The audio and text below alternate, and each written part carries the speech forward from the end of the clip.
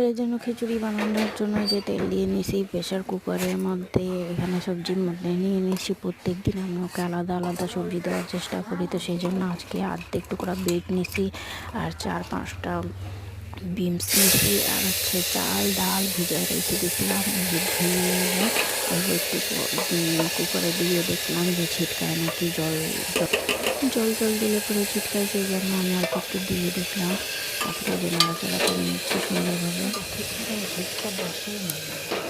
দেখি গ্যাসের ঝিকটা ঠিক মতো লাগানো হয় নাই, সেই জন্য ঠিক করে নিলাম। তারপরে আমার প্রেশার কুকারটা বসাইলাম। গড়বড়ি কাজ। দেখতেই পাচ্ছেন আমার প্রেশার কুকারে হ্যান্ডেলও ভাঙিয়ে গেছে। আমার হাজব্যান্ড আমাকে বলে কি যে প্রেশার কুকারের নাট খুলে যায় কী করে, তুমি মাথা খুন্তি দিয়ে রান্না করো নাকি আমল দিস্তা দিয়ে রান্না করো বলতে পেল।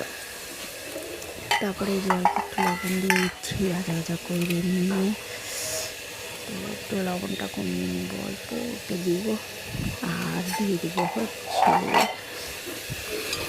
ভাজা করে নিয়ে একটু, বেশি কিছু দিব না, জিরা একটু হলুদ দিয়ে ভাজা করে তারপর দিয়ে দেবো জল। দেখুন কালারটা কি সুন্দর পিঙ্ক কালার আসছে।